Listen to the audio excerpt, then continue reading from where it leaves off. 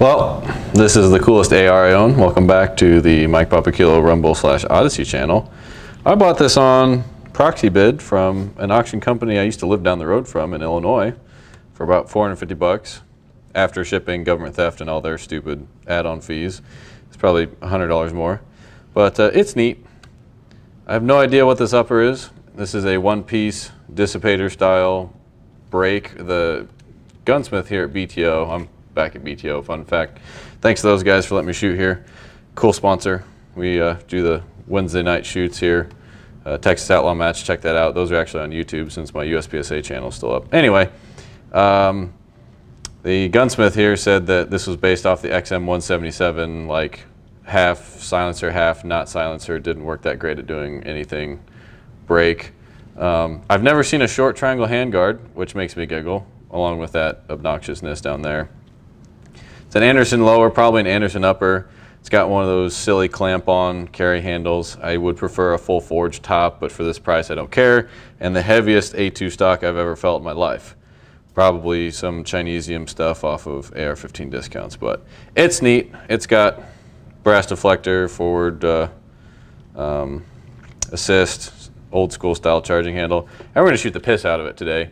I brought some of my crappy reloads from years ago that I need to get rid of, so we're going to start off just shooting a whole magazine of that stuff, see if the gun works. I've obviously already looked at this thing. It looks pretty good. This dissipator thing actually looks like it's been shot before because there's some carbon in there.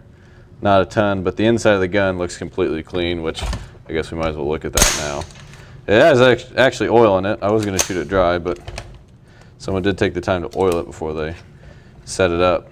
But there's basically no trace of carbon in this thing.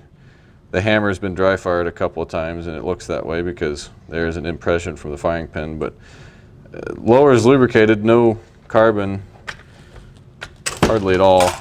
This does have a band era bolt carrier group, which I'm used to seeing on stuff from when I started shooting in 2012. And it looks like a cheap eBay bolt carrier group, and I say that just because of the way the finish looks.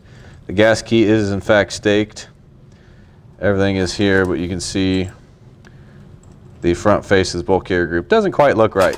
So this does look like one of those cheapo $70 bolt carrier groups from 10, 15 years ago, but we'll see if it runs.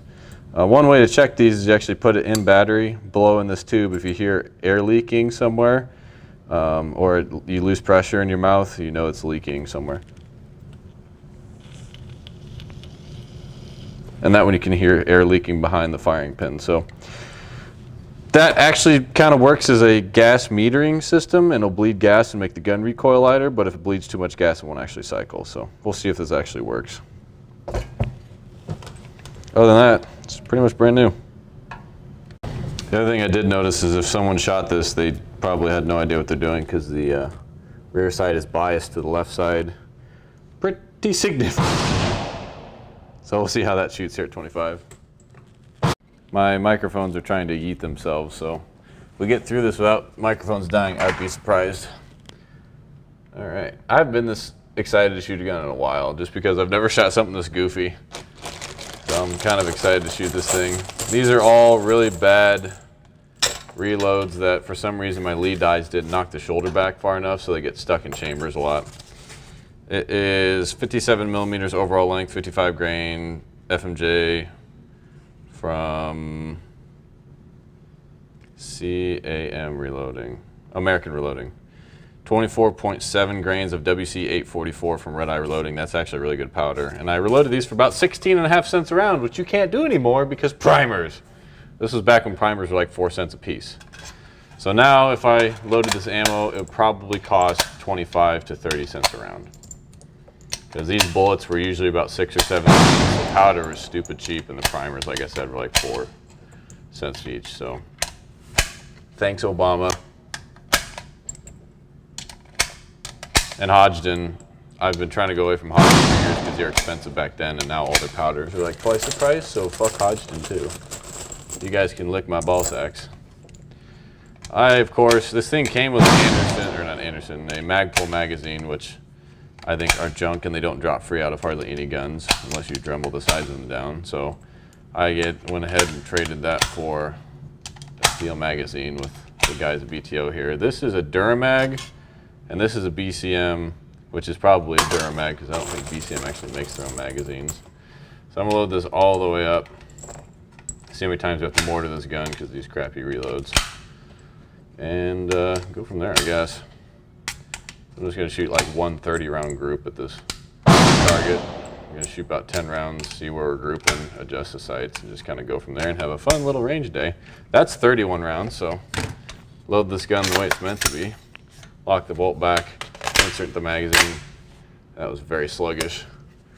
All right, let's see if I can hit anything. Those are definitely my reloads because they don't recoil hardly at all.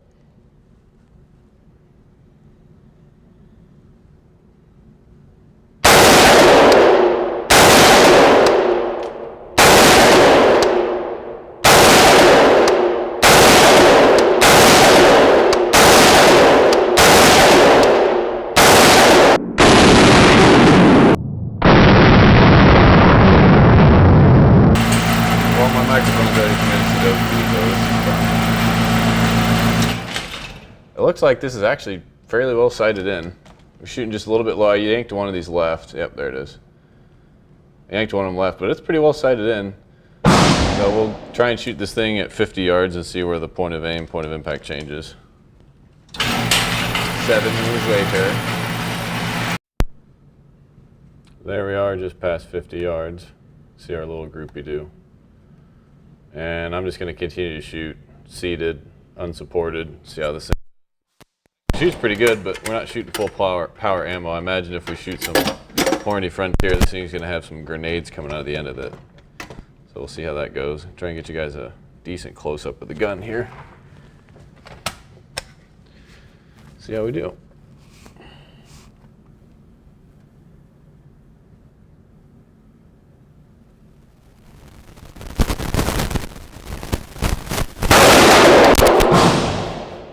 Camera doesn't want to cooperate. That's cool. I'd be surprised if I can keep a 50-yard group within 5 inches. Try this again.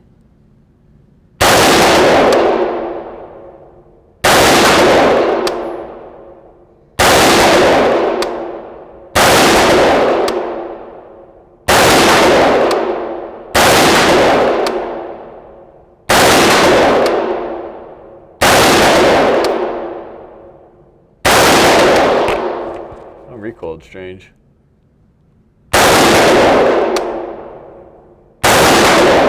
Retinas are gone.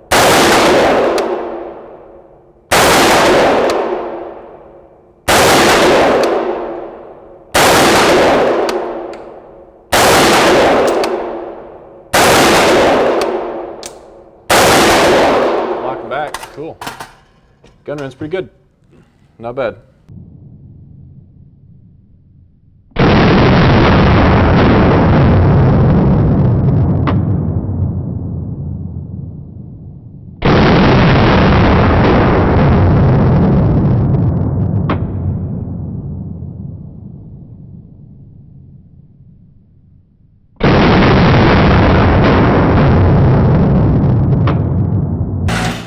Grouped right on top of each other. Maybe just a touch higher. But I got one bullseye. So yeah, we'll see where they group at 100. I figured this had a 50-yard 0. So I'm just gonna aim at the center at 100, grab a new piece of paper. But yeah, that's not bad. That's what I expect out of iron sights. Throughout the 2 on the left, 2 on the right, it's grouping just slightly right of center, which makes sense because this, well, if I move the rear sight to the right, it'll bring, so it actually needs to go more left. Interesting. But yeah, that's 1, 2, 3, 3.5 inch group. Not bad. Got 5 rounds of reloads we'll shoot first, 50 yards. And I brought some 55 grain ballistic tip HPR ammo. I contacted these guys back in 2020 because I wanted more of their ammo. It turns out they went out of business. So I'm gonna get shotgun. of all this ammo. It's really nice ammo. I'm gonna have to tear it apart, see what components they use, because it shoots really nice. And I can't see the targets at 100 yards from my iron sights when they're shooting 50. All right, reloads on the left target. See how we do.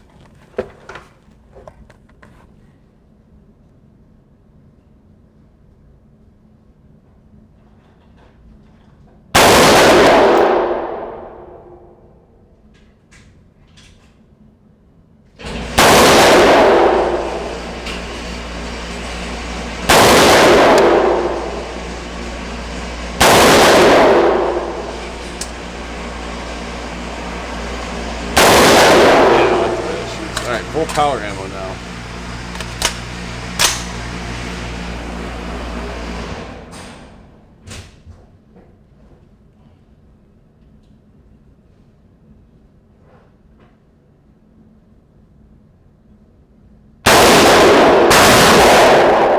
Ow, hot ammo.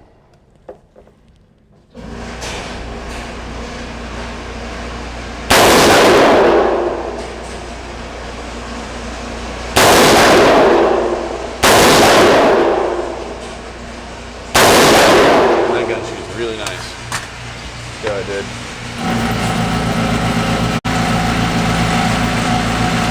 Alright. Wow, that did really well.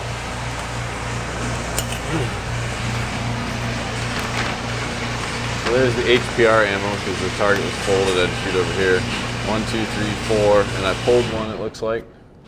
So that's a pretty decent group there. About a 1.5 inch group of 50 yards with iron sights. That's pretty freaking good. I like those HPR rounds a lot. And then the reloads. Pretty decent accuracy out of them too. So I'm gonna bring the point of aim up a little bit so we can shoot the center, but that's not bad with iron sights. 2 inch group. Got some retina burning Hornady Frontier ammo here. And then we've got some more 55 grain Aguila 223. Same stuff we shot in the last video. Neither of these. We'll see. You should be able to see the Aguila head stamp there. Both 55 grain, both coming out of a 16 inch barrel, probably 2750. This thing, it only has about 12 inches of real barrel in that big old 4 or 5 inch break on the end. Maybe it's a 6 inch. Yeah, maybe this is a 10 inch barrel. Who knows? But this thing's grouping pretty good for iron sights. I'm kind of impressed. Do the little shitty brass Hornady first. Target on the left.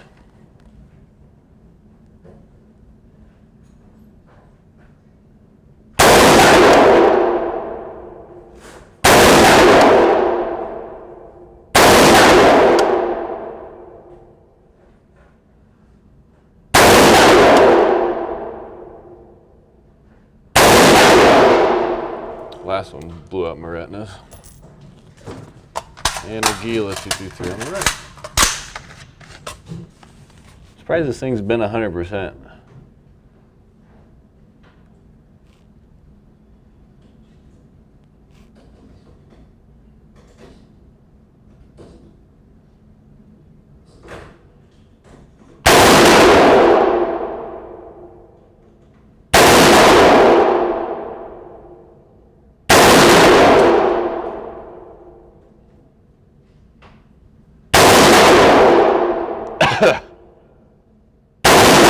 That's some smoky crap. Yeah. Cheech and Chong over here. Ooh, Hornady showing up. Man, this thing will shoot anything. Holy crap. Pulled one on the Hornady. Wow. That's better than the Palmetto. That's pretty darn good. That's the best I've ever seen the Hornady Frontier shoot.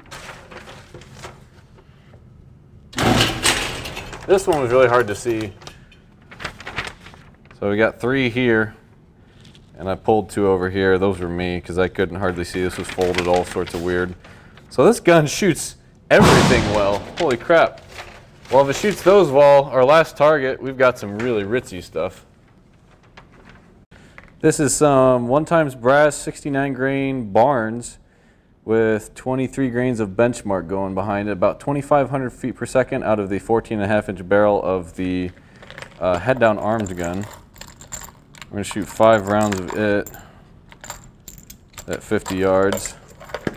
And it looks like we've got some ritzy Federal brass that I hand picked for these. This is probably what the brass for the 69 grain Bowtail Hull Point Sierra bullets. That's probably what that head stamp is. So I would hope I can shoot this well because this is expensive ammo. All right, last target here at 50 yards. See how well my 69 dude loads do. All right, here we go.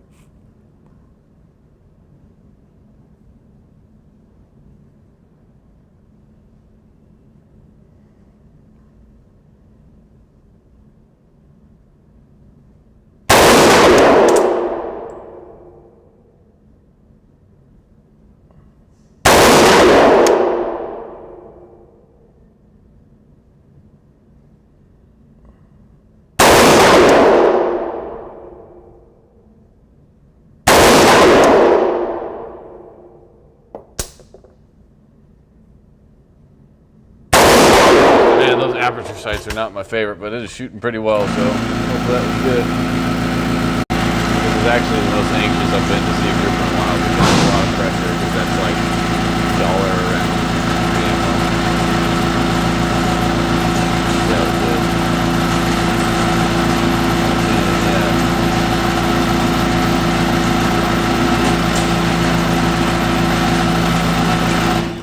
Not good. Not good at all. I don't know what this barrel twist is, but this is basically like my other reloads that were 55 grains. 2-inch group, not great. It's got like almost a perfect pattern to it though. You got 1, 2, diagonal, and then 1, 2. And for some reason one of them went up the bullseye, but this thing is easy, a 4MOA gun with iron sights, which is impressive. So let's blow out that group with some giggles, shall we? This gun is super neat. I gotta say, I'm very impressed with whoever built this or found this assembled upper, because I mean it's just super cool. It's shorty triangle handguard. I've never seen one before, and if I have, I don't remember. It's a very, very neat gun, and this is why I bought it. Everyone here at the range knows that when I buy a gun, it's a neat old school gun. Very, very cool, very nostalgic, and I can't say I've ever done a seated mag dump, so let's see how this goes, shall we? And that 30-round magazine does not like to load very well.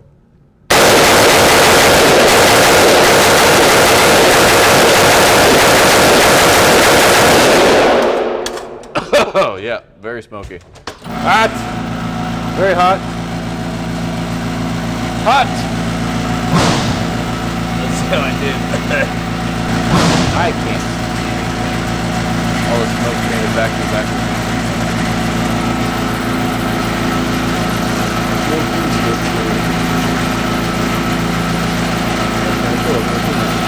Okay, how many rounds did we get on target?